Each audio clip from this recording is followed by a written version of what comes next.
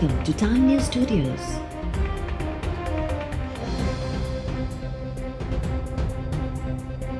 You are watching 2 p.m. Bulletin.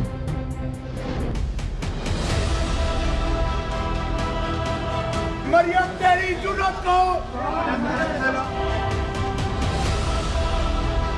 इनको जितनी दहशत जमहूरी क़यादत की और किसी की नहीं है।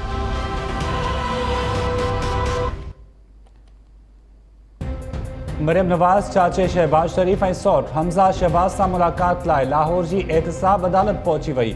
मरियम नवाज़ पंहिंजे सौट हमज़ा शहबाज खे मिठी ॾिनी ऐं पुठी ठपी। मरियम नवाज़ शहबाज शरीफ ऐं हमज़ा शहबाज विच में मुलाक़ात दौरान मुल्क जी मौजूदा सियासी सूरत हाल ते ॻाल्हियूं। शहबाज शरीफ तरफ़ां लंडन में मौजूद भाउ नवाज़ शरीफ सां फ़ोन ते राब्तो करे केसिस बाबति आगाही ॾिनी। अदालती अहाते में मीडिया सां ॻाल्हाईंदे मरियम नवाज़ चयो त नून ऐं शी लीग जी ॻाल्हियूं कंदड़ माण्हुनि खे पैगाम मिली वियो आहे त असां मुतहिद आहियूं, शरीफ ख़ानदान गॾु आहे ऐं गॾु रहंदो। इहे माण्हू 3 ॾहाकनि खां अहिड़ियूं ॻाल्हियूं करे रहिया आहिनि। मुल्क में ईंदड़ साल चूंडूं थींदियूं। गिलगित बल्तिस्तान जी चूंडनि में बि नवाज़ लीग कामयाबी माणींदी।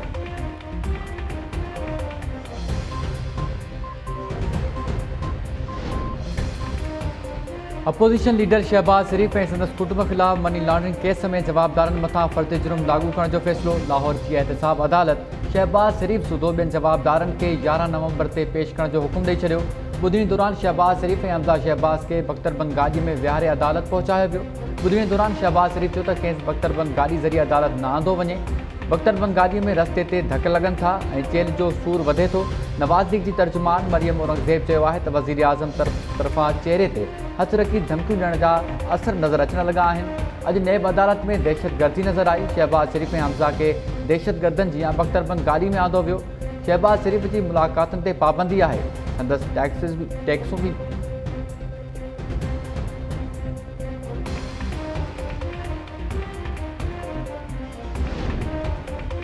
इस्लामाबाद जी एहतिसाब अदालत में तोशा खाना रेफरेंस से ॿुधणी अॻूणे सदर आसिफ अली ज़रदारी, अॻूणे वज़ीर आज़म यूसुफ रज़ा गिलानी, अनवर मजीद ऐं अब्दुल गनी मजीद हाज़िरी खां छूट लाइ दरख़्वास्त दाख़िल करे छॾी।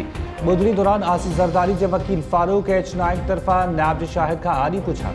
इलेक्शन कमीशन में फुल बेंच न हुजण ते पीपल्स पार्टी MPA फरियाल टालपुर ख़िलाफ़ नाअहली जी दरख़्वास्त ते ॿुधणी मुलतवी। PTI MPA अरसलान ताज ऐं राबिया असफर तरफ़ां फरियाल टालपुर जी नाअहली लाइ दरख़्वास्त दाख़िल कई वई हुई।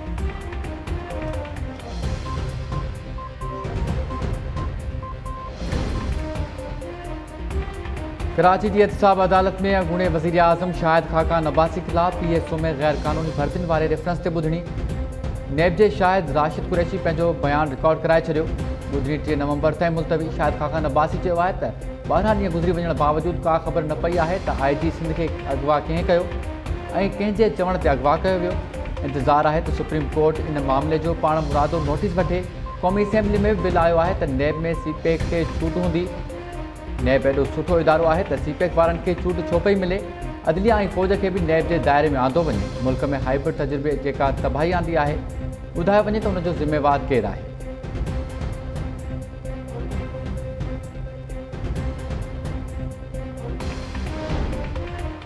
हुकूमती कमेटी जारी डोमिसाइल्स ऐं PRC जारी करण वारे मामले जी रिपोर्ट सिंध हाई कोर्ट में पेश करे छॾी।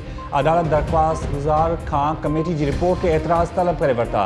असिस्टेंट एडवोकेट जनरल शहरियार महर अदालत खे आगाह कंदे चयो आहे त हुकूमती कमेटी मुख़्तलिफ़ इलाइक़नि में डोमिसाइल्स ऐं PRC जो जाइज़ो वरितो। कमेटी पंहिंजी रिपोर्ट में गफ़लत कंदड़ ऑफिसर्स जी निशानदही करे छॾी। मुस्तक़बिल में अहिड़नि वाक़िअनि खां बचण लाइ बि तजवीज़ूं पेश। जांच कमेटी डोमिसाइल्स ऐं PRC जारी करण जे हवाले सां कानून में तरमीम जी बि सिफ़ारिश करे छॾी। एडिशनल AG सिंध तरफ़ां सिंध हाई कोर्ट खे मुतहिदा पाकिस्तान तरफ़ां दाख़िल कयल दरख़्वास्त मोकिलाइण जी इस्तदा।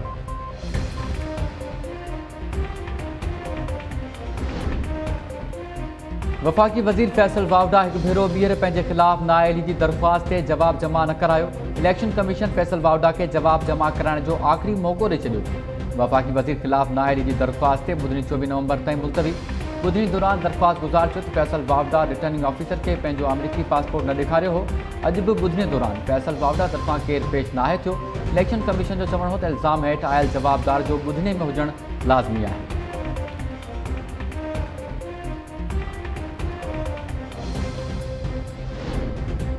हुकूमत जी रोज़वेल्ट होटल के बारे में कहिड़ी पॉलिसी है?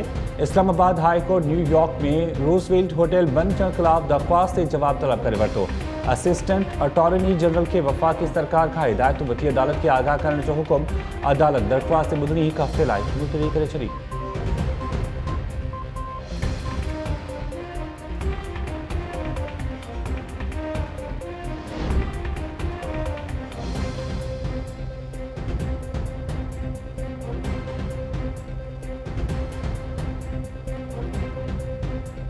मलीर में बपोरू मार्ची विया। मलीर जे लाठी वारे इलाइक़े में शहरनि खां फुर जी कोशिश दौरान पुलिस पहुती। पुलिस जे मुक़ाबले में बपोरू मार्ची विया।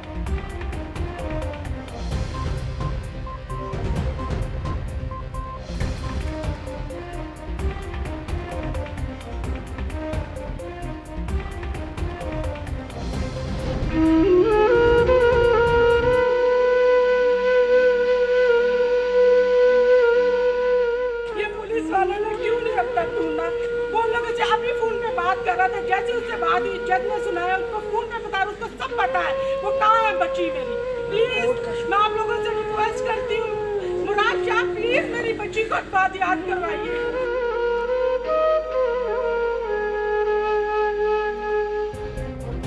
सिंध हाई कोर्ट इस्लाम क़बूलण बाद पसंद जी शादी कंदड़ नारी आरज़ू फातिमा के 5 नवंबर ताईं बाज़ियाब कराइण जो हुकुम ॾेई छॾियो। अदालत रिमार्क ॾींदे चयो त हिते कानून मौजूदु आहे ऐं नंढी उमिरि में का बि शादी नथी थी सघे। नारी जी बाज़ियाबी खां पोइ ॿिनि मामलनि जो जाइज़ो वरितो वेंदो। अदालत आरज़ू फातिमा खे बाज़ियाब कराए दारुल अमान उमाइण जो हुकुम ॾेई छॾियो। कराची में मसीह नारी आरज़ू फातिमा मुस्लमान थियण बाद पसंद जी शादी कई हुई। अदालत ॿाहिरां नारी जी वालदा धीउ जी बाज़ियाबी लाइ रोईंदी रही।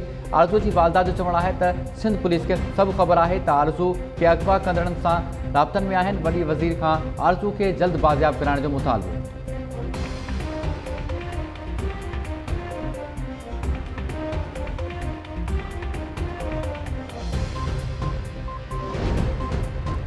के इलेक्ट्रिक जी अगूड़ी मुलाज़िम तरफ़ा CEO मथां जिनसी ऐं ज़हनी तौर हिरासत करण जो इल्ज़ाम। बहरीन अज़ीज़ के इलेक्ट्रिक जे CEO मोइन सलवी ख़िलाफ़ मुहतसब आला में दरख़्वास्त दाख़िल कराए छॾी। दरख़्वास्त में के इलेक्ट्रिक जी अगूड़ी मुलाज़िम मौक़िफ़ इख्तियार कयो आहे त CEO मोइन सलवी मुलाज़िमत दौरान जिनसी ऐं ज़हनी तौर हिरासत कंदो रहियो। ऑफिस में बि इंतहाई गैर मुनासिब ॿोली इस्तेमालु कंदो आहे। नापरा जी गॾिजाणी दौरान हिकु औरत मोइन सलवी मथां बदतमीज़ी जो इल्ज़ाम लॻायो हो।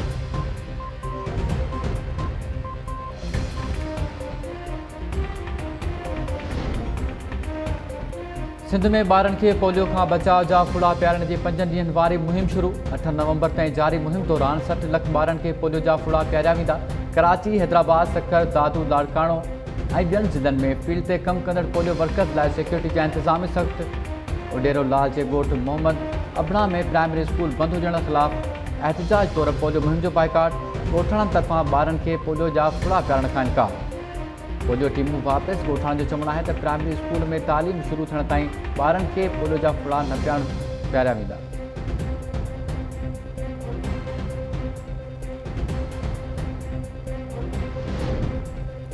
सखर में रेलवे खाते में ज्वाइनिंग ऑर्डर्स न मिलण ख़िलाफ़ एहतिजाज कंदड़ उम्मीदवारनि ते पुलिस कड़की पई। मुज़ाहिरीन ते लठबाज़ी बाद इलाइक़ो जंग जो मैदान बणिजी वियो। पुलिस एहलकार मुज़ाहिरीन खे लठियूं हणी डोड़ाईंदा रहिया।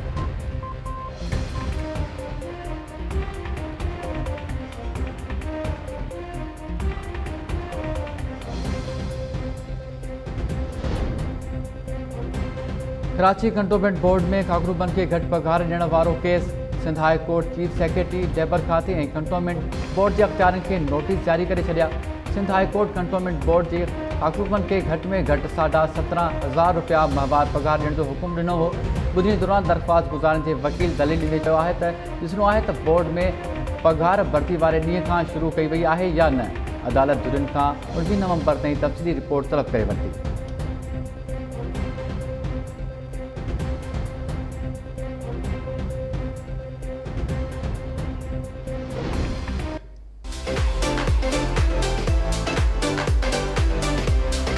खुशी थी त 8 महीननि बाद वरी असां जेको आहे ज़िल्मी दर्सगाहनि जे तरफ़ आया आहियूं ऐं उहे साॻियूं रौनकूं त नथा चई सघूं छाजे करे मरहलेवार क्लास हलाया पिया वञनि। यूनिवर्सिटी ऑन हुई तो हमें बहुत मज़ा आ रहा है, बहुत अच्छा लग रहा है और घर में थे तो ये ऐसा लगा था जैसे कैद होके रह गए। और अब जब जैसे यूनिवर्सिटी ऑन हुई है तो हमें बहुत अच्छा लग रहा है, बहुत मज़ा आ रहा है। असां आया आहियूं त स्टडी जेका असांजी बंदि थी वेंदी 15 ॾींहं हिते स्टडी कयूं 15 ॾींहं घर, त वरी उहो ई असां डिस्टर्ब थी वेंदासीं। त इहो ग़लति आहे फ़ैसिलो।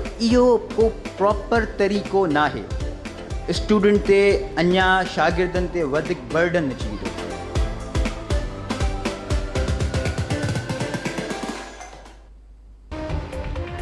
कोरोना जी सूरत हाल में बंद थियल सिंध यूनिवर्सिटी 8 महीननि खां पोइ खुली वई। बैचलर्स ऐं मास्टर्स सूदो ॿियनि प्रोग्राम्स जे शागिर्दनि खे SOPs तहत तालीम ॾियण जो सिलसिलो जारी।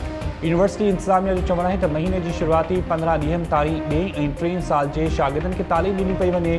ॿिए मरहले में 15 ॾींहनि ताईं पहिरीं ऐं आख़िरी साल जे शागिर्दनि खे तालीम ॾिनी वेंदी।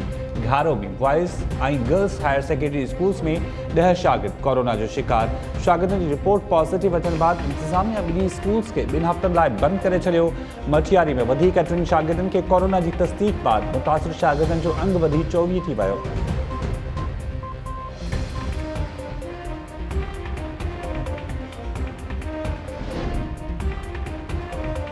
जामशोरो में लम्स इंतज़ामिया तरफ़ां मुबैना तौर रस्तो न ॾियण ख़िलाफ़ ॻोठाणा रस्तनि ते निकिरी आया। ॻोठ यूसुफ कोसो ऐं मिस्री कोसो वासियुनि जो पैदल मार्च बाद इंडस हाईवे ते धरणो। लम्स इंतज़ामिया ख़िलाफ़ नारेबाज़ी। ॻोठाणनि दायो आहे त यूनिवर्सिटी इंतज़ामिया तारीख़ी ॻोठनि में रहंदड़ माण्हुनि खे लॾाइण जी साज़िश करे रही आहे। ॻोठाणनि खे तंग करण लाइ रस्तो बंदि करण सूदो मुख़्तलिफ़ हरबा इस्तेमालु कया वञनि था। ॻोठाणनि तरफ़ां लम्स इंतज़ामिया जूं मुबैना ज़्यादतियूं बंदि न थियण जी सूरत में एहतजाज जो दायरो वधाइण जो चिताब।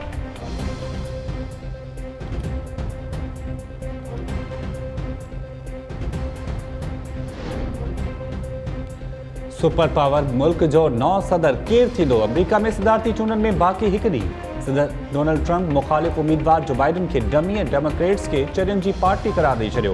पंहिंजे हामियुनि खे ख़िताब दौरान ट्रंप चयो आहे त जो बाइडन सदर थियो त अमेरिका जो मालिक चीन थी वेंदो।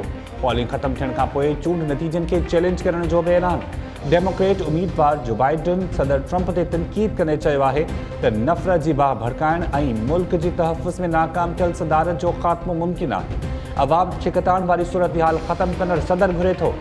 अमरीकी सुप्रीम कोर्ट टेक्सास में समानत वोट रद्द करण वारी रिपब्लिकन पार्टी जी दरख़्वास्त खे रद्द करे छॾियो।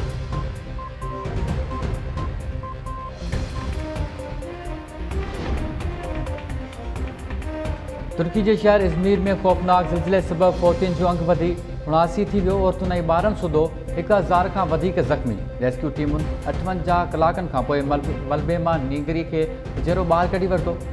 ज़िलज़िले मुतासिरनि लाइ 1000 खां वधीक शेल्टर होम्स क़ाइमु। इज़मीर ऐं भरपासे वारनि इलाइक़नि में आफ्टर शॉक्स जो सिलसिलो जारी।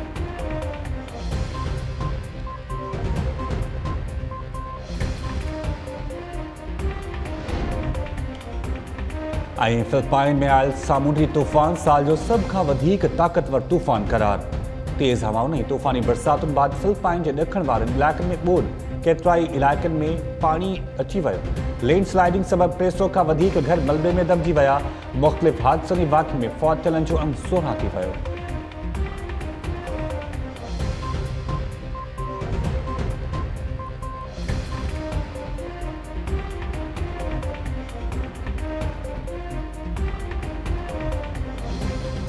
अस्सलाम वालेकुम नाज़रीन, टाइम न्यूज़ सां गॾु मां आहियां शाहिद सियाल ऐं मां आहियां सनाउल्लाह हाशमानी। हेडलाइंस वारी टियूं बुलेटिन जी शुरूआत कंदासीं शॉर्ट ब्रेक खां पोइ। ॾिसंदा रहो टाइम न्यूज़।